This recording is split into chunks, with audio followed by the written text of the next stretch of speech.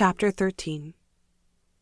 "I hope, my dear," said Mr. Bennet to his wife, as they were at breakfast the next morning, "that you have ordered a good dinner today, because I have reason to expect an addition to our family party." "What do you mean, my dear? I know of nobody that is coming, I'm sure, unless Charlotte Lucas should happen to call in. And I hope my dinners are good enough for her. I do not believe she often sees such at home." "The person of whom I speak is a gentleman and a stranger." Mrs. Bennet's eyes sparkled. "A gentleman and a stranger! It is Mr. Bingley, I am sure.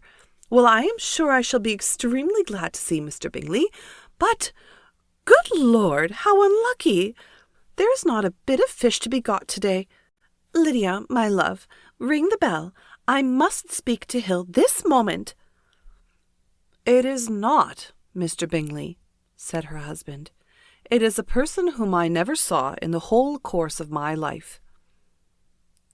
This roused a general astonishment, and he had the pleasure of being eagerly questioned by his wife and his 5 daughters at once. After amusing himself some time with their curiosity, he thus explained. "About a month ago I received this letter. About a fortnight ago I answered it, for I thought it a case of some delicacy and required early attention. It is from my cousin, Mr. Collins, who, when I am dead, may turn you all out of this house as soon as he pleases." "Oh, my dear," cried his wife, "I cannot bear to hear that mentioned. Pray do not talk of that odious man. I do think it is the hardest thing in the world that your estate should be entailed away from your own children, and I am sure, if I had been you, I should have tried long ago to do something or other about it." Jane and Elizabeth tried to explain to her the nature of an entail. They had often attempted to do it before, but it was a subject on which Mrs. Bennet was beyond the reach of reason, and she continued to rail bitterly against the cruelty of settling an estate away from a family of 5 daughters, in favour of a man whom nobody cared anything about. "It is certainly a most iniquitous affair," said Mr. Bennet, "and nothing can clear Mr. Collins from the guilt of inheriting Longbourn. But, if you will listen to his letter, you may perhaps be a little softened by his manner of expressing himself." "No, but I'm sure I shall not. And I think it's very impertinent of him to write to you at all, and very hypocritical. I hate such false friends. Why could he not keep on quarrelling with you, as his father did before him?" "Why, indeed, he does seem to have had some filial scruples on that head, as you will hear. Hunsford, near Westerham, Kent, 15th October. Dear Sir, the disagreement subsisting between yourself and my late honoured father always gave me much uneasiness, and since I have had the misfortune to lose him, I have frequently wished to heal the breach. But for some time I was kept back by my own doubts, fearing lest it might seem disrespectful to his memory for me to be on good terms with anyone with whom it had always pleased him to be at variance. There, Mrs. Bennet. My mind, however, is now made up on the subject, for having received ordinance at Easter, I have been so fortunate as to be distinguished by the patronage of the Right Honourable Lady Catherine de Bourgh, widow of Sir Louis de Bourgh, whose bounty and beneficence has preferred me to the valuable rectory of this parish, where it shall be my earnest endeavour to demean myself with grateful respect towards her ladyship, and be ever ready to perform those rites and ceremonies which are instituted by the Church of England. As a clergyman, moreover, I feel it my duty to promote and establish the blessing of peace in all families within the reach of my influence, and on these grounds I flatter myself that my present overtures are highly commendable, and that the circumstance of my being next in the entail of Longbourn estate will be kindly overlooked on your side, and not lead you to reject the offered olive branch. I cannot be otherwise than concerned at being the means of injuring your amiable daughters, and beg leave to apologize for it, as well as to assure you of my readiness to make them every possible amends, but of this hereafter.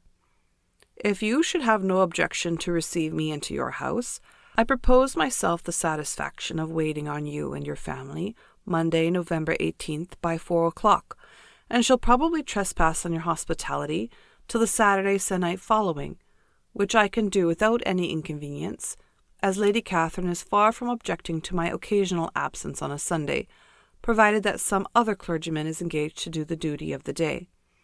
I remain, dear sir, with respectful compliments to your lady and daughters, your well-wisher and friend, William Collins.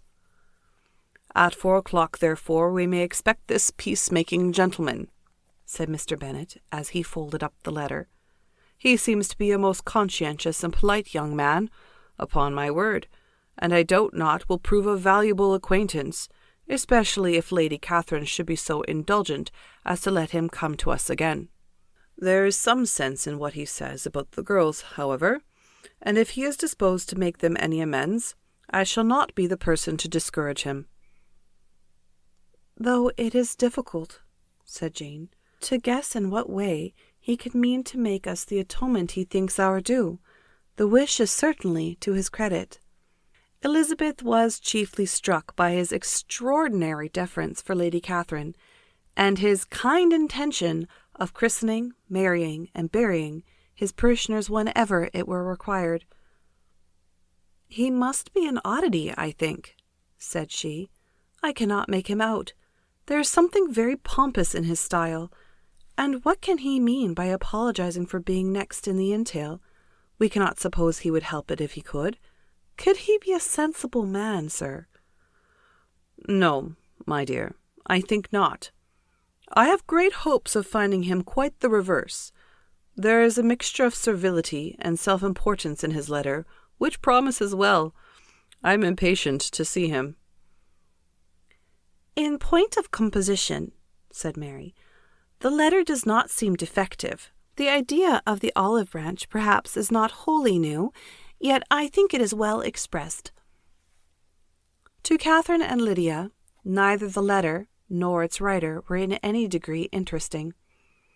It was next to impossible that their cousin should come in a scarlet coat, and it was now some weeks since they had received pleasure from the society of a man in any other colour. As for their mother, Mr. Collins' letter had done away with much of her ill will, and she was preparing to see him with a degree of composure which astonished her husband and daughters. Mr. Collins was punctual to his time, and was received with great politeness by the whole family. Mr. Bennet, indeed, said little, but the ladies were ready enough to talk, and Mr. Collins seemed neither in need of encouragement nor inclined to be silent himself. He was a tall, heavy-looking young man of 25. His air was grave and stately, and his manners were very formal. He had not been long seated before he complimented Mrs. Bennet on having so fine a family of daughters, said he had heard much of their beauty, but that in this instance fame had fallen short of the truth, and added that he did not doubt her seeing them in all due time disposed of in marriage.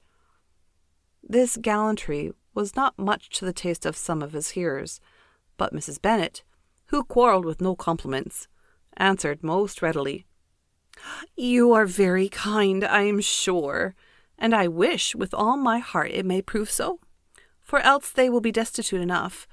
Things are settled so oddly." "You allude, perhaps—" No. You allude, perhaps, to the entail of this estate." "Ah, sir, I do indeed. It is a grievous affair to my poor girls, you must confess. Not that I mean to find fault with you, for such things I know are all chance in this world. There is no knowing how estates will go when once they come to be entailed." "I am very sensible, madam, of the hardship to my fair cousins, and could say much on the subject, but that I am cautious of appearing forward and precipitate. but I can assure the young ladies that I come prepared to admire them. At present, I will not say more, but perhaps when we are better acquainted—" He was interrupted by a summons to dinner, and the girls smiled on each other. They were not the only objects of Mr. Cullen's admiration. The hall, the dining-room, and all its furniture were examined and praised, and his commendation of everything would have touched Mrs. Bennet's heart but for the mortifying supposition of his viewing it all as his own future property. The dinner, too, in its turn was highly admired, and he begged to know which of his fair cousins the excellency of its cooking was owing. But he was set right there by Mrs. Bennet, who assured him with some asperity that they were very well able to keep a good cook, and that her daughters had nothing to do in the kitchen. He begged pardon for having displeased her. In a softened tone she declared herself not at all offended, but he continued to apologize for about a quarter of an hour.